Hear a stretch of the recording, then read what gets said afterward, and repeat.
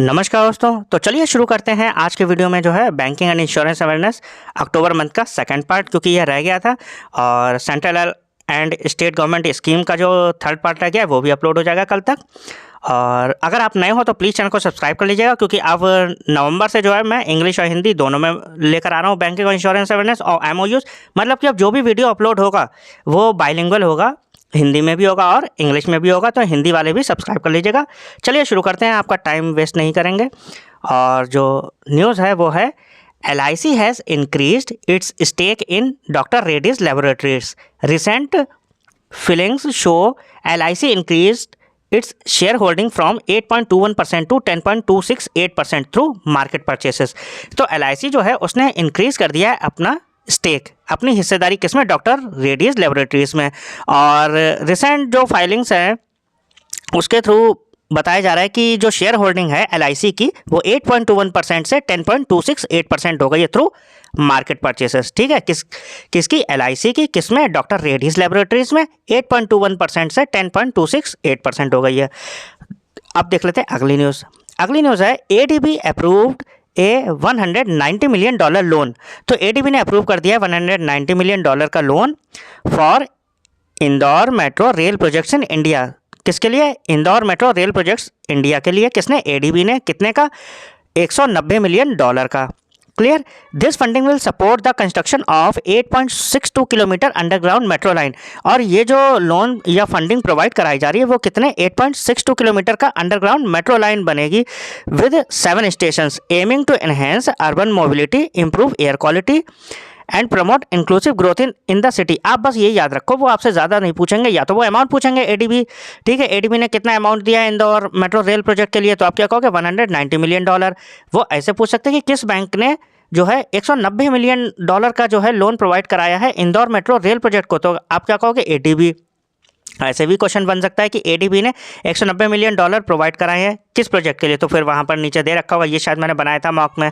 तो Indore metro rail project के लिए ADB ने प्रोवाइड कराए हैं। ठीक है, और 8.62 किलोमीटर का अंडरग्राउंड मेट्रो लाइन होगी। फिर देख लेते हैं next news. Effective October 1, 2025, the UIDAI revised Aadhaar update charges, increased the cost of demographic updates like name, address from 50 rupees to 75 rupees, and biometric updates like fingerprints and iris photo from 100 rupees to 125। तो हुआ क्या है, 1 October 2025 से UIDAI ने revise कर दिया आधार update charges. ठीक है, तो आप आधार अपडेट कराते हो उसके चार्जेस अब जो है बढ़ गए हैं।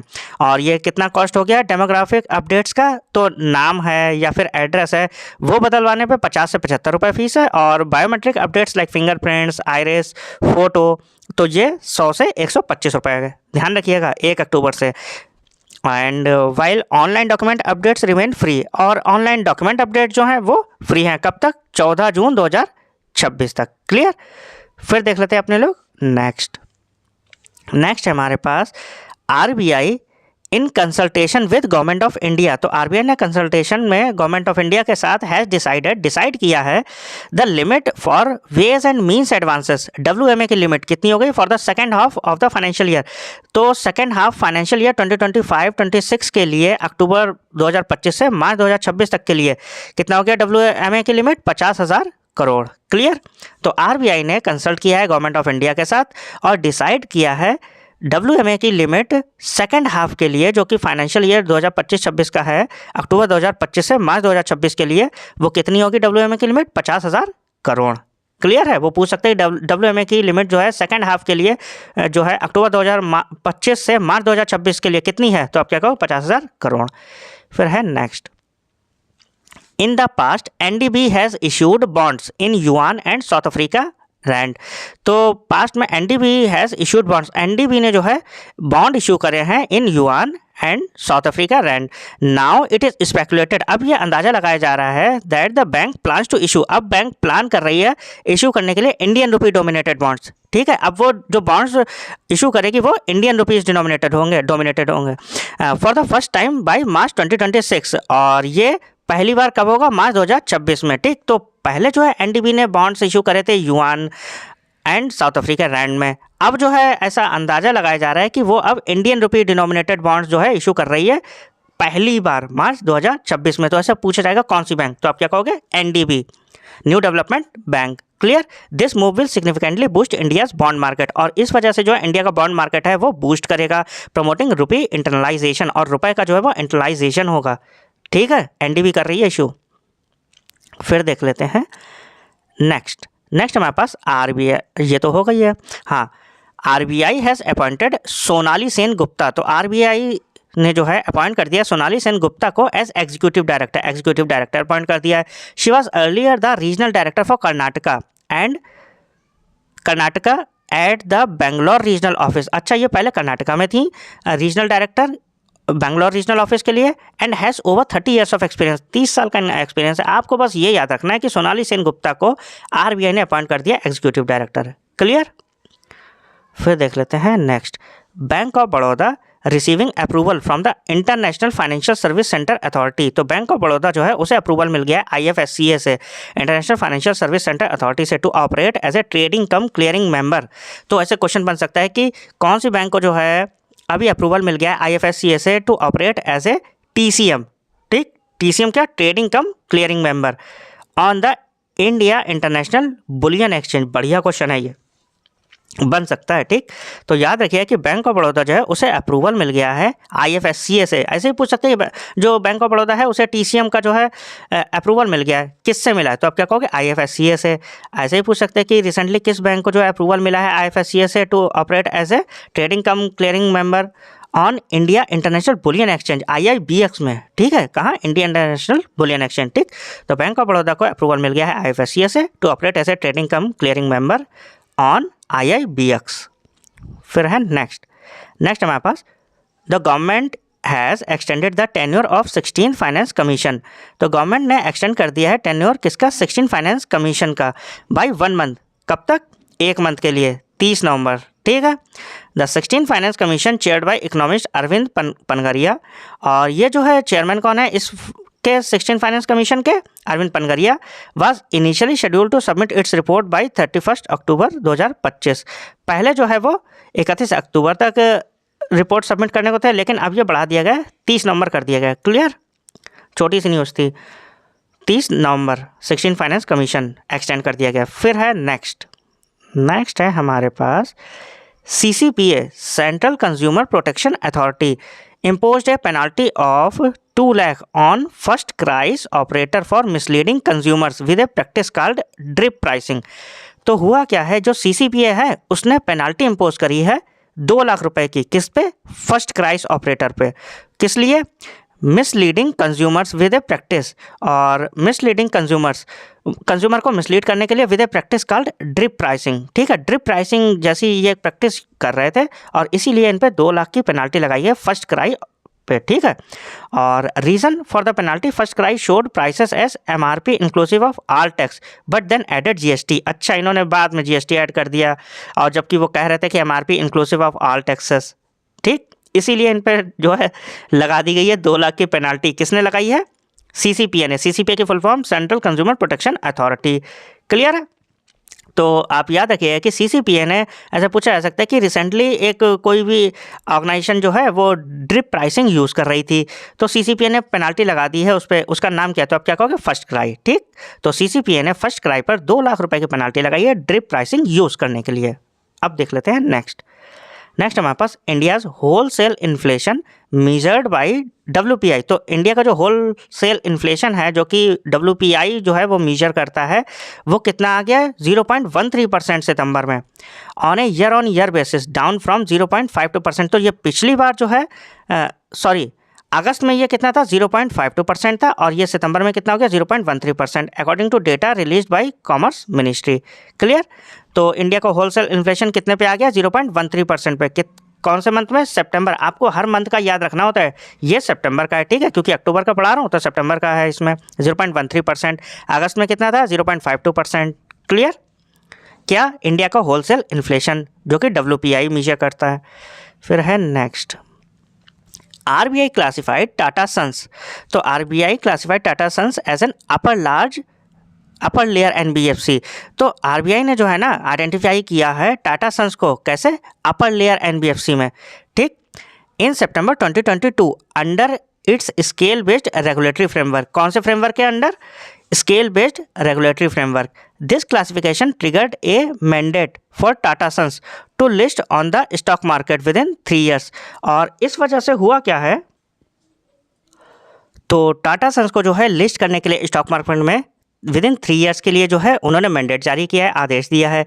ठीक, to avoid this mandatory listing, अब इस मैंडेटरी लिस्टिंग को अवॉइड करने के लिए टाटा सन्स ने एक एप्लीकेशन फाइल करी है for deregistration as an NBFC, जिससे डी रजिस्ट्रेशन के लिए, ठीक है, इन्होंने अप्लाई किया है एज एन एनबीएफसी। कब? मार्च 2024 में, which is still under consideration, और ये अभी भी कंसिडरेशन में है, आरबीआई देख रहा है इसको। ठीक, तो पूछा जा सकता है कि रिसेंटली किस एंटिटी को आरबीआई ने अपर लेयर एनबीएफसी में लिस्ट कर दिया है। ठीक, तो आप क्या कहोगे? टाटा सन्स। बस आपको इतना याद रखना है। और डी रजिस्ट्रेशन के लिए अप्लाई किया है इसने कब? मार्च 2024 में। फिर देखते हैं नेक्स्ट है हमारे पास, हाँ नेक्स्ट है ये, the RBI has revise the merchanting trade transaction guidelines, MTT guidelines. तो जो आरबीआई है उसने रिवाइज करी है MTT guidelines, most notably extending the foreign exchange outlay period from 4 to 6 month to reduce compliance burdens. तो जो आरबीआई है उसने रिवाइज कर दी है अपनी एमटीटी गाइडलाइंस, ठीक है, मर्चेंटिंग ट्रेड ट्रांजैक्शन गाइडलाइंस, याद रखिएगा। Most notably extending the foreign exchange outlay period, और जो फॉरेन एक्सचेंज आउटले पीरियड है वो 4 से 6 मंथ्स कर दिया है। किस लिए? टू रिड्यूस कॉम्प्लायंस बर्डन्स, जो कॉम्प्लायंस बर्डन होता है उसे जो है रिड्यूस करने के लिए, एंड ईज बिजनेस, और जो बिजनेस है वो आसानी से हो सके, जो स्मॉल ट्रेडर्स हैं, छोटे व्यापारी हैं, वो स्मूथली कर सकें। The overall 9 month completion period for MTT remains unchanged, लेकिन जो ओवरऑल 9 मंथ का कंप्लीशन पीरियड है वो अनचेंज है। याद रखिएगा, एमटीटीज के लिए जो मर्चेंटिंग ट्रेड ट्रांजैक्शन गाइडलाइंस हैं उसमें इन्होंने जो कंप्लायंस के लिए जो है एक्सचेंज आउटले पीरियड जो है वो तो 4 से 6 मंथ कर दिया है, याद रखिएगा। ठीक है, कौन सा? फॉरेन एक्सचेंज आउटले पीरियड, ये 4 से 6 मंथ कर दिया है टू रिड्यूस कॉम्प्लायंस बर्डन, लेकिन जो ओवरऑल 9 मंथ कंप्लीशन पीरियड है वो अनचेंज्ड है। क्लियर?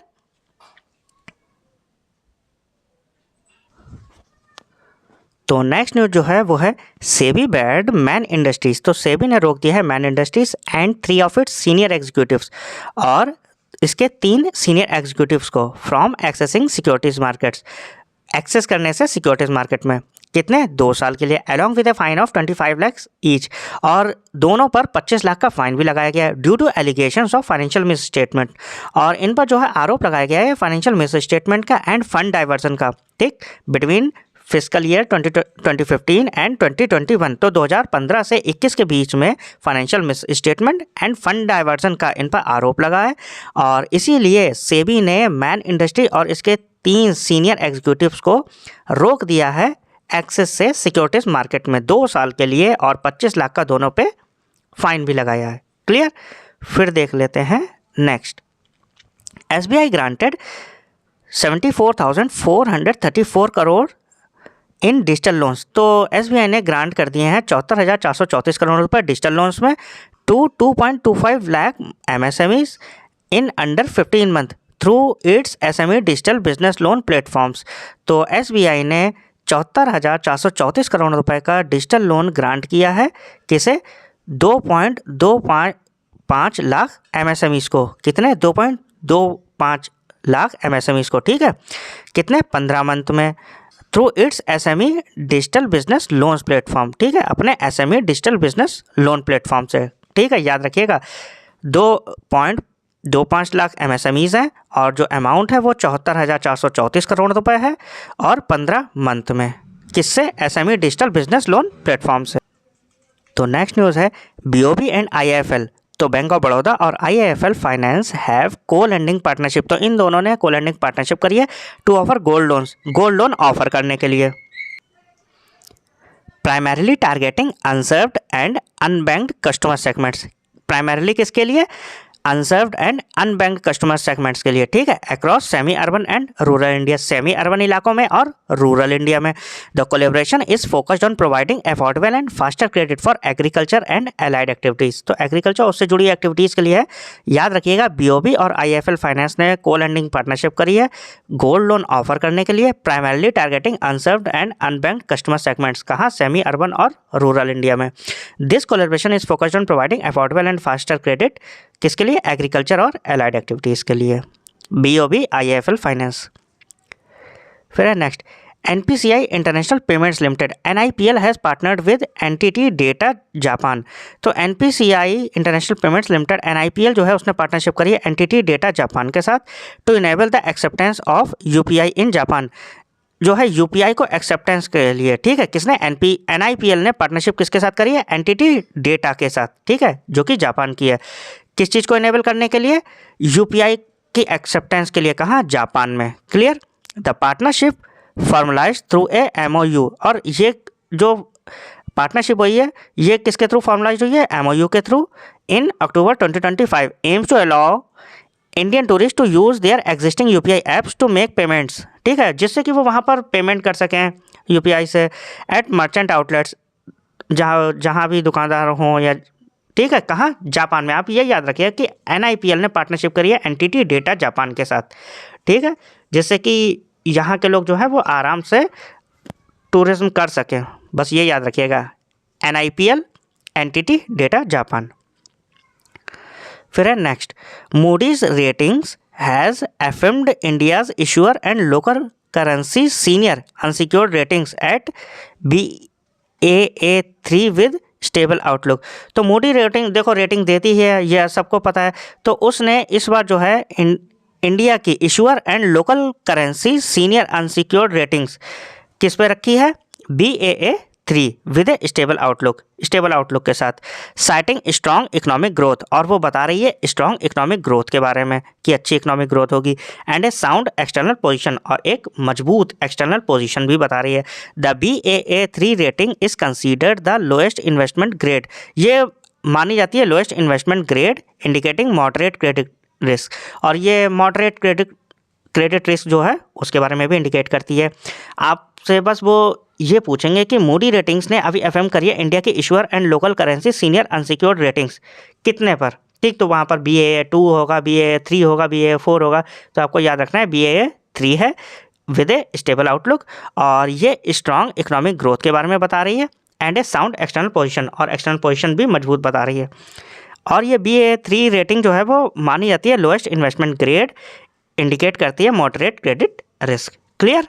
फिर देख लेते हैं नेक्स्ट है हमारे पास, the Surat municipal corporation SMC successfully launched its first green bond IPO in October 2025। तो SMC ने जो है सक्सेसफुली लॉन्च कर दिया अपना पहला ग्रीन बॉन्ड IPO। कब? अक्टूबर 2025 में, raising 800 crore against A target of 200 crore. अच्छा, तो सूरत म्यूनिसिपल कॉर्पोरेशन जो है सक्सेसफुली उसने लॉन्च कर दिया अपना पहला, पूछा जाए किसने, तो सूरत म्यूनिसिपल कॉर्पोरेशन ने अपना पहला फर्स्ट ग्रीन बॉन्ड IPO अक्टूबर 2025 में लॉन्च कर दिया है, और इसने 800 करोड़ रुपए रेज करे हैं, जबकि टारगेट था 200 करोड़ का।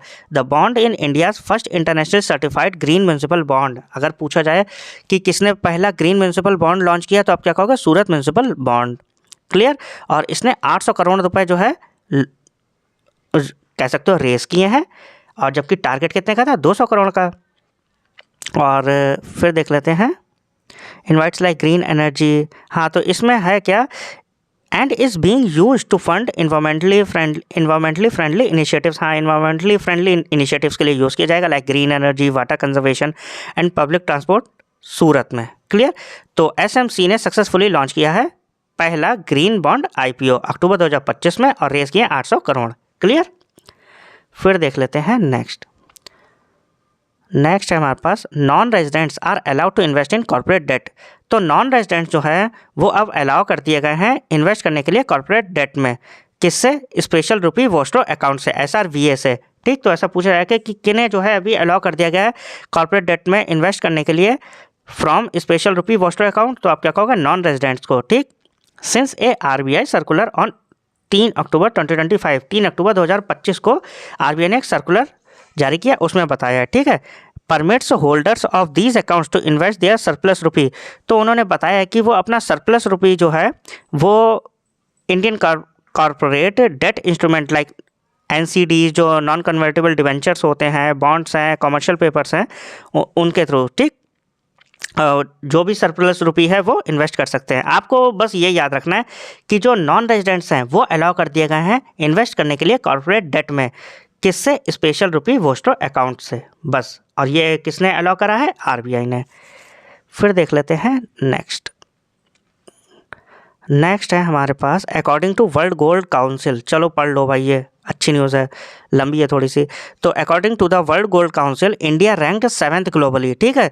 तो इंडिया की रैंक कितनी है? 7th globally. किसमें? In gold ETF, exchange traded fund investment में, ठीक। तो गोल्ड ईटीएफ इन्वेस्टमेंट में जो according to World Gold Council है, इंडिया की रैंक कितनी है ग्लोबली? 7th है एज ऑफ सितंबर 2025, सितंबर 2025 के मुताबिक, with approximately 8.9 billion in asset, ठीक है। और उसके एसेट अंडर मैनेजमेंट AUM कितना है? $8.9 बिलियन, ठीक। This puts India ahead of several developed Nations, और इसकी वजह से कुछ डेवलप्ड नेशन है उससे भी आगे पहुंच गया इंडिया, जैसे कि जापान है, ऑस्ट्रेलिया है, गोल्ड ETF होल्डिंग्स में। समझ में आ रहा है? तो वर्ल्ड गोल्ड काउंसिल के मुताबिक इंडिया की रैंक 7th है गोल्ड ETF इन्वेस्टमेंट में, क्लियर।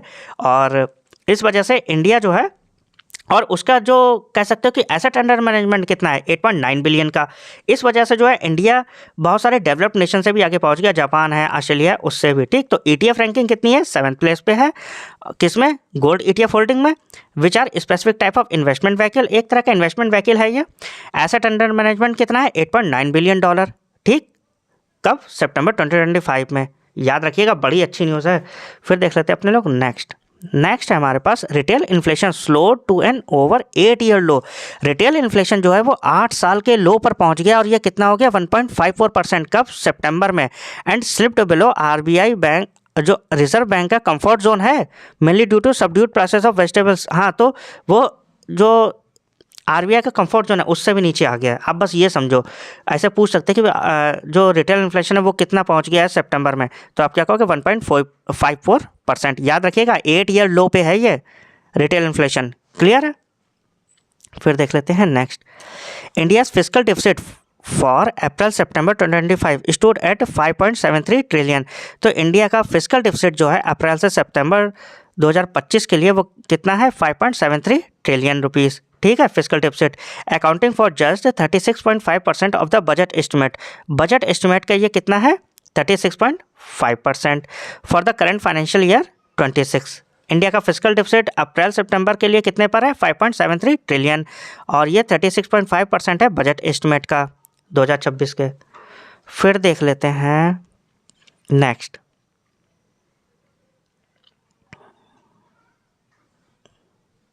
तो जो नेक्स्ट न्यूज़ है, RBI's scheme for facilitating accelerated pay out inoperative accounts and unclaimed deposit. तो RBI की scheme for facilitating accelerated pay out inoperative accounts and unclaimed deposit वो effective है 1 साल के लिए, 1 अक्टूबर 2025 से 30 सितंबर 2026 के लिए, ठीक। पूछ सकते हैं कि स्कीम फॉर फैसिलिटेटिंग एक्सेलरेटेड पे outs in operative accounts and unclaimed deposit ये कब से कब तक इफेक्टिव है? 1 साल के लिए, 1 अक्टूबर 2025 से 30 सितंबर 2026 तक। The objective of the scheme is to encourage banks. इसका जो ऑब्जेक्टिव है वो ये है कि बैंक्स को इनकरेज करेगी to actively pursue customers for the reactivation. वो परस्यू करेगी कस्टमर्स को, किसके? Reactivation of their inoperative account, जो अकाउंट बंद हो गए हैं उन्हें रीएक्टिवेट करो, and the return of their unclaimed amount, और उन्हें वापस बुलाएगी किसके? अनक्लेम्ड अमाउंट के लिए, lying with depositor DEA fund, ठीक है, किसके? जो DEA के अंतर्गत आता है, ठीक है। और इसकी जो पीरियड है वन ईयर का है, 1 अक्टूबर 2025 से 30 सितंबर 2026 के बीच में ही होगा, ठीक है। Scheme for facilitating accelerated pay out inoperative accounts and unclaimed deposit, clear. फिर है next 71 news number, RBI proposed a risk based deposit insurance premium model. तो RBI ने प्रपोज किया है एक रिस्क बेस्ड RBP मॉडल, ठीक है, risk based deposit insurance premium model, replacing the earlier flat rate system. और ये रिप्लेस कर रहा है पहले जो फ्लैट रेट सिस्टम था उसे, where all banks paid a uniform premium of 12 paise per 100 rupees for of deposit to the deposit insurance and credit guarantee scheme. तो आरबीआई जो है उसने प्रपोज किया risk based deposit insurance premium model, ठीक, और ये रिप्लेस कर रहा है फ्लैट रेट सिस्टम, ठीक है, जहाँ पर सारी बैंक जो है वो पे करती थी uniform premium of 12 paise per 100 रुपये, ठीक है, इतना था। और ये किसके, DICGC के था। Under this model financially stronger and well management bank, और इस मॉडल के अंतर्गत जो फाइनेंशियली स्ट्रॉन्गर और वेल मैनेज्ड बैंक जो हैं वो कम प्रीमियम पे करेंगी, जबकि जो वीक हैं वो ज़्यादा पे करेंगी। क्लियर है। फिर देखते हैं नेक्स्ट है हमारे पास EIB global has partnered with India energy transition fund. तो EIB ग्लोबल जो है उसने पार्टनरशिप करी है इंडिया एनर्जी ट्रांजिशन फंड के साथ, मैनेज बाय EAA अल्टरनेटिव्स, और ये कमिट कर रहे हैं $60 मिलियन का investment to support India's clean energy sector. ध्यान से सुनिएगा, बस ऊपर ही ऊपर है न्यूज़, बाकी नीचे वो रिपीट ही होगी। जो EIB ग्लोबल है उसने पार्टनरशिप करी है इंडिया एनर्जी ट्रांजिशन फंड के साथ, मैनेज बाय EAA अल्टरनेटिव्स, और जो किसके द्वारा मैनेज होती है, EAA अल्टरनेटिव्स के द्वारा। और ये कमिट कर रहे हैं $60 मिलियन का इन्वेस्टमेंट, किस चीज़ के लिए, to support India's clean energy sector, ठीक। The partnership aims to accelerate sustainable infrastructure, हाँ ठीक है, वो सब ठीक है। तो इन्वेस्टमेंट डिटेल देख लो, EIB ग्लोबल इन्वेस्ट करेगा $60 million in the fund which is targeting A total of 300 million in equity funding, और ये टारगेट कर रहे हैं 300 मिलियन की इक्विटी फंडिंग में, ठीक। और EIB ग्लोबल पार्टनरशिप किसके साथ, इंडिया एनर्जी ट्रांजिशन फंड के साथ, जो कि मैनेज होती है EAA अल्टरनेटिव्स के द्वारा, और 60 मिलियन का इन्वेस्टमेंट है, ठीक, किसे सपोर्ट करने के लिए, इंडिया के क्लीन एनर्जी सेक्टर को। फिर देख लेते हैं next, for IPO financing initial public offering financing RBI has raised, RBI ने रेज की the limit from ₹10 lakh to 25 lakh per person. तो RBI ने जो लिमिट है वो बढ़ा दिया 10 लाख से 25 lakh. At the same time the lending limit, जो लेंडिंग लिमिट है against shares LAS has been increase from 20 lakh to 1 crore. बढ़िया क्वेश्चन है। तो IPO फाइनेंसिंग के लिए RBI ने लिमिट रेज कर दी है 10 लाख से 25 lakh per person. Eight the same time, और उसी समय पे जो है the lending limit against share LAS जो है वो इंक्रीज कर दी है 20 लाख से 1 करोड़ पर individual. This change effective from 1 अक्टूबर 2024, और ये 1 अक्टूबर 2024 से इफेक्टिव है। Will specially help high net worth individuals, और ये हाई नेटवर्थ इंडिविजुअल्स हैं उन्हें ज़्यादा मदद करेगा। फिर देख लेते हैं next, RBI's monetary policy committee. तो RBI की जो MPC है monetary policy committee concluded its 3-day meeting held from 29 September to 1 October 2025। ठीक है, इन्होंने 3-day मीटिंग करी है 29 सितंबर 1 अक्टूबर तक, 29 सितंबर से। इन इट्स रिव्यू, और इस रिव्यू में MPC unanimously decided to keep the key policy repo rate, और जो पॉलिसी रेपो रेट है ना वो अनचेंज रहा है 5.50%। कुछ नहीं है इसमें, बस ये याद रखिए कि रेपो रेट जो है वो अनचेंज रहा है, पॉलिसी रेपो रेट 5.50% पे। पढ़ भी रखे होगे आपने। 3 डे की मीटिंग थी 29 सितंबर से 1 अक्टूबर तक, और जो रेपो रेट है पॉलिसी रेपो रेट वो 5.50% है। फिर देख लेते हैं नेक्स्ट है RBI has sought public feedback on the proposed changes by November 21, 2025 and said the changes will be applicable from 1 April 26 or from an earlier date when adopted by a NBFC in entity। तो देखो RBI ने जो, एक minute रुकिए, हाँ, तो RBI has sought public feedback on the proposed changes by November 2021, 2025 and said the changes will be applicable from 1 अप्रैल 2026। तो RBI has sought public feedback, RBI ने जो है जवाब मांगा है, पब्लिक फीडबैक मांगा है किस पे, जो प्रपोज किए चेंजेस कब से, नवंबर 21, 2025 से, and sad the changes will be applicable, और जो ये चेंजेस होंगे वो एप्लीकेबल होंगे 1 अप्रैल 2026 से, और फ्रॉम एन अर्लियर डेट, या फिर उससे पहले date, when adopted by a NBFC, जो कि अडॉप्ट की जाएगी NBFC द्वारा, to boost infrastructure project finance, infrastructure project finance को बूस्ट करने के लिए। RBI propose lowering risk weights, RBI ने जो है प्रपोज करे हैं lowering risk weights on high quality infrastructure projects. किस पर, हाई क्वालिटी इंफ्रास्ट्रक्चर प्रोजेक्ट्स पे, फाइनेंस बाय एनबीएफसी, ठीक है, जो कि किसके द्वारा फाइनेंस किया जाएगा, एनबीएफसी। तो आपको याद रखना है कि आरबीआई ने जो है फीडबैक मांगा है पब्लिक का ऑन प्रपोज चेंजेस, कुछ चेंजेस बताएं उन पर 21 नवंबर 2025 and sad the changes will be applicable, और ये चेंजेस जो हैं वो एप्लीकेबल होंगे 1 अप्रैल 2026 से और फ्रॉम एन अर्लियर डेट, या फिर पहले की डेट जो कि एनबीएफसी अडॉप्ट करेगा। क्लियर है। फिर देख लेते हैं अपने लोग, हाँ ये था आपका सेशन, और बाकी की न्यूज़ जो है वो अगले पार्ट में ले आऊँगा मैं, ठीक है। अगर आप नए हो तो प्लीज़ चैनल को सब्सक्राइब कर लीजिएगा और आगे वीडियोज़ अब आते रहेंगे, ठीक है, टेंशन ना लीजिए।